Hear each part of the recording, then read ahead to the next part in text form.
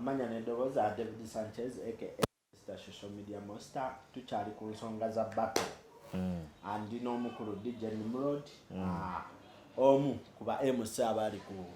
kivulu ekyo nze saagala giyita battle because ensonga ezimaking up battle ezimu tezaaliwo kundowooza yo kundowooza yange yali nomo show battle temubaamu collabos kweyambamu sizirabangako Nimrod tutandikira awo ogamba otya nje ndi ogamba otya weekend yabadde etya twatrendinze pressure yadde y'amaanyi mukulike show twagimaze bato yawedde oba show oba bato bali bagiyita bato kati tetusobola butagi okay twadde tunyumirwa nze ensonga lwaki sikkiriziganya nti yabadde bato abayimbi bwe baba bataddewo amateeka nti gwe tosala layini yaago ki ekiba kikuleeta owaagundi mbwoyimbireko abawagizi bebembowa ekirala bato walina okubaawo enemy layini tosala waagundi nti oba akatimba anti kati according to abategesi first sessions bali balina kwetaayaya stage yonna then sessions ezo zasembayo okudrawinga line wakati gwe tosala eno gwe tosala eno sigala n'ababo n'oli asigale n'ababe yali plan y'abali era that's what happened nga first session utabaala stage yonna ojja n'oyimbirako abasindi n'oyimbirako ababo then nesindi naye nayimbirako ababe nayimbirako abeeri then the last session we bateekawo olukubo ne bagamba mwe teri kusala kati ekirala ku bato sisuubirawo kukola bozi anti owaayo palaso jangu nyambeko gundi jangu nyambeko gundi jangu nyambeko baiparanking eyitirawo ku bato kikkirizibwa simanyi eri yali ntegeka yaabwe ndowooza engeri gye babombi mbu ennyimba ezisinga ezimu ezakabi ezimu za collabos bombi because bw'olaba kusinziira ku baani abayimbirako omulala abangi oli yalina bangi kusinga ono so engeri gye yali show ya Sheebah munange yentegeka gye bateekawo naye bato zetwasemba okulaba eza Bobby bebe biki temwaliwo babakami okubazizo n'okubezanga ate nga waliwo waya mesh then of course n'okusalirira because batugamba tuyimba ddakiika 22 okitegeera then ffe tutuuka okutandika okwogera nga ne microphone z'abali zikyaliwo bakyavuma okitegeera ng'olina compling because at one point naye nogamba bategesi bannaye ziri microphone muzigjeeko naffe tuyimbe kyokka nga Kasuku nga main MC nga mugambo waaye microphone lwaki tozijjaawo ng'akola bw'ati kati ne ŋŋamba tuli ku kyoba nga show bagiwambye but at the end of the day bafaani balaba ekituufu awo nyinza njagala kukubuuza Nimrod ofaaki n'abakozi ba NBS oba Next Media sibalinaako buzibu twali mu bato Zahara Totto nga mwagoyinga personal ate ye yagoyinga personal nze saamuvumako ye yalumba nawe wagamba talina mazzi azefu wali nalaba ng'anywa amazzi gwe tewalaba gwe wandabako naye kintu kyonna ekyokunywa kyonna ku stage naye bo bali balina box ne box ez'amazzi ninga wawaayi kiki mumuweddemu ennyota zibaluma nga banywa kumukumu kitegeeza bali thirsty bali tebalina Zahara yagenda n'agamba mbu Nimrod oli wankwe wabalyamu nkwentya ate enkwentya nze nkola byange bakola byabwe so I don't know kyategeeza by nabalyamu enkwe how kyalina okutunnyonnyola eno yali battle first of all nze nali paid kubeera MC1 wasindi okitegeera bo simanyi oba baali paid oba bakolera mukwano because ne after party gye twalabye mbu gye bategese oba Victoria party twabalabyeyo so bo I don't know whether baali bakolera free because mikwano gyandi gya Sheebah nze personally nali paid by team ya Sindi ate bw'oba paid okukola omulimu oba olina ogukola okitegeera so netuuka ku stage netutandika okwereetera it was a battle ebintu bye nayogera bye nali ndabawaawo saalumba radio ye saalumba TV ye saalumba bakozi be twali twerumbagana ekiriwo because nayogera namugamba ayambadde nga Christmas tugwe twamulaba nga amasa ku Christmas tekulako buli abo ne kujja Sandra Lee nga naye ayambadde kariboni ke bakolesa ki ke bakozesa ebirabo aka pink nako nga kali awo so balinga abagenda mu boutique emu ne bajjamu engoye nze nali mu t-shirt yange ey'omutwalo era nagizizaayo ewaka ya brand it is okay nze nali wano nze ndi kifaananyi kya TV yange okitegeera so t-shirt yange ey'omutwalo nenjizaayo ewaka ezo engoye ze bambala bazizaayo ku boutique gwe bw'onoolaba Zahara Totto ng'azzeemu okwambala ezo engoye okomewo nkuwa interview kyava ensonga lwaki ngamba nti kyajjamu okubeera personal because yatandika n'okugamba nti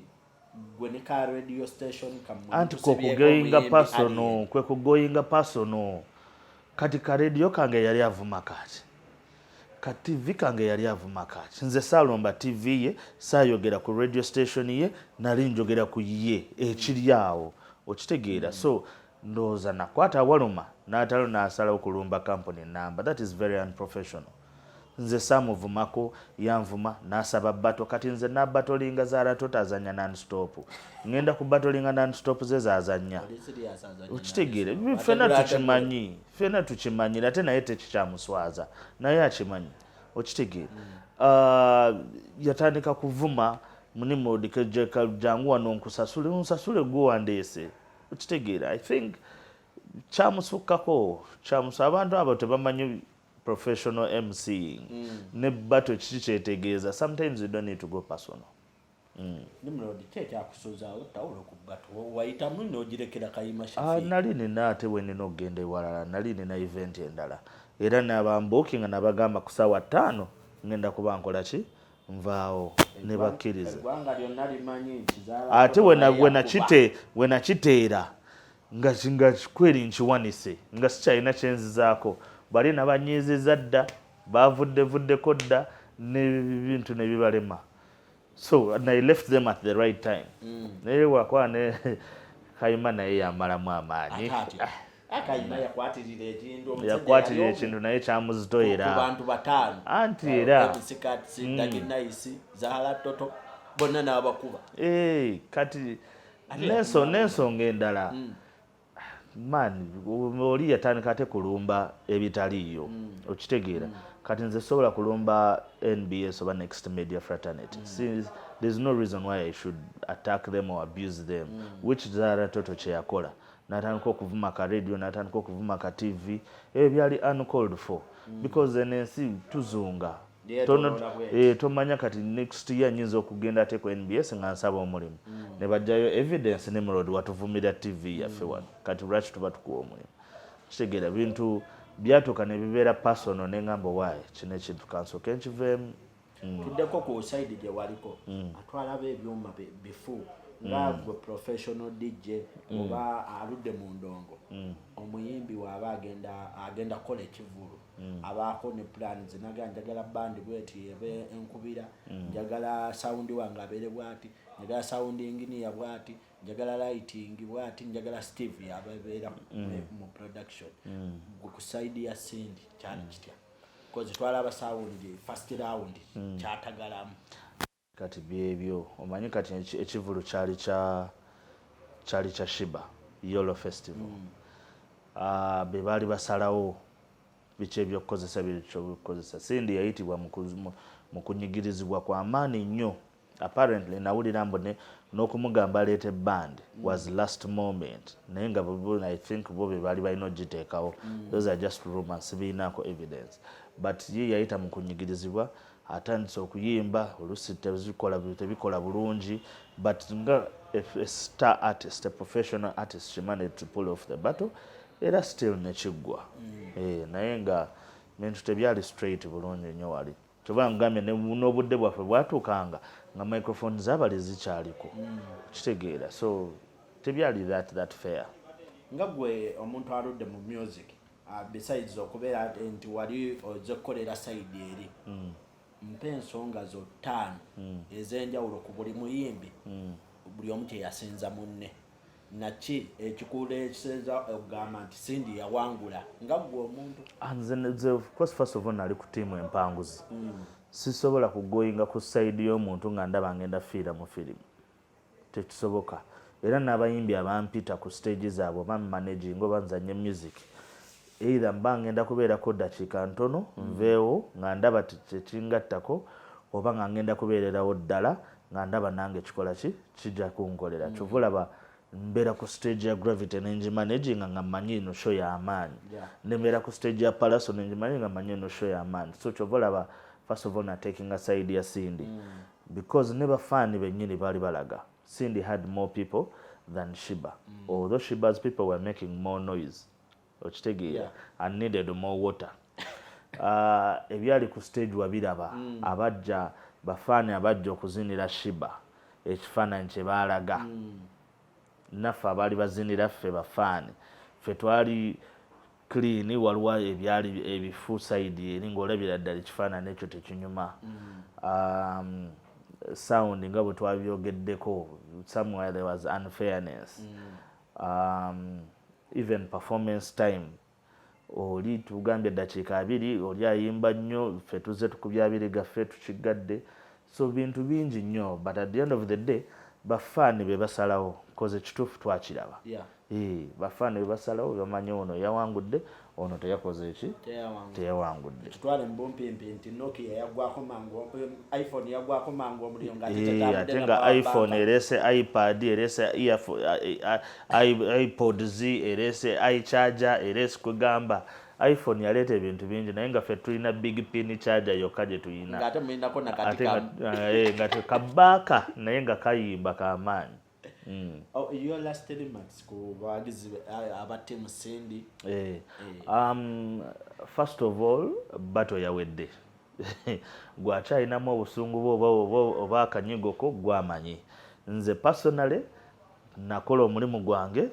battle neggwa nengenda mu maaso n'ensi kati bw'oba owulira nga bye nayogera oba bikyakunyigiriza that is up to you, that's none of my business okitegeera nze nakola omulimu battle neggwa kati obulamu bulina okugenda mu maaso oba tiimu Sheebah ekyanyiigidde bansonyiwe naye nga life has got to continue okitegeera it was a battle we did what we did ne biggwa so tiimu eri mugiŋŋambire